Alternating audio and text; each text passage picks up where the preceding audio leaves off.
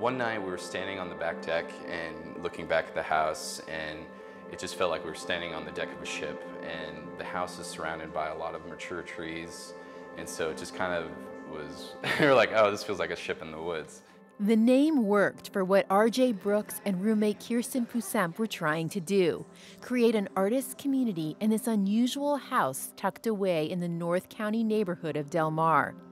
They've opened the house to the public, exhibiting the work of emerging artists. They've screened films, and they've hosted bands and lectures.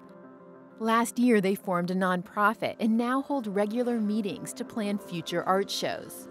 Brooks found the house 4 years ago on Craigslist. He worked out a deal to rent it from the owners, a couple in Washington, D.C. The owners plan to eventually demolish the house and build a new home on the property.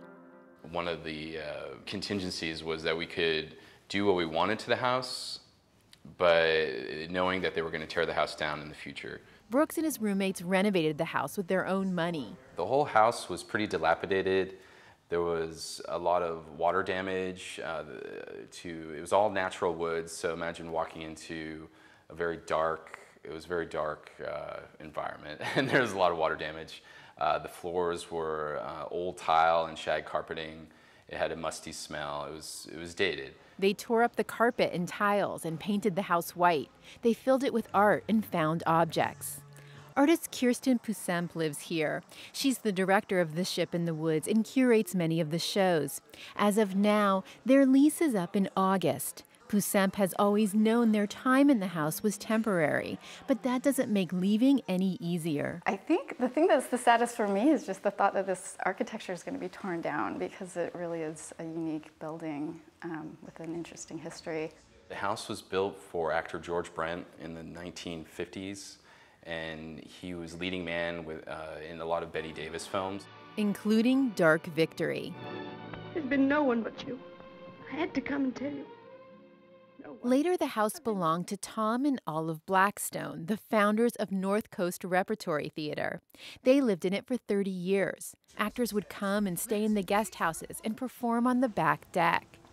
Artists still live in those same guest houses. The Ship in the Woods has an artist in residency program. They can come and stay in this guest house and work on projects. It's open to anybody that's, doing something interesting and innovative. Lara Bullock is one of the curators at the Ship in the Woods. She's a PhD candidate in art history at UCSD. She's curating a series of exhibits called Helm. On this night, she's showing a film by New York-based filmmaker Ben Fain, who's made the trip out for the opening.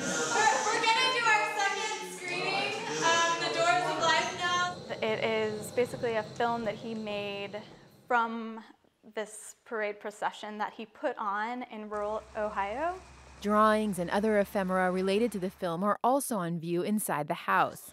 Fain was partly inspired by the poetry of Eric Amling, who also lives in New York. He couldn't make it to the opening, so he sent a cardboard version of himself for a poetry reading. Each artist, they usually work within a typical white cube, which basically puts art on this kind of pristine level, and it's treated in a very specific way. It's revered by the viewer. Whereas in this space, it attracts the characters that come here are come from all different walks of life. We have, professors, but we also have, art critics or just surfer dudes that are in the neighborhood and stop by. So it's really interesting, and the feedback has been really great. In early March, the Ship in the Woods is doing their first event outside of the house.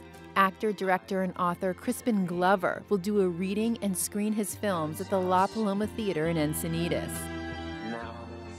But for now, at least until August, the spirit of the Ship in the Woods remains anchored to this unique house, which provides a space for talking about art and ideas.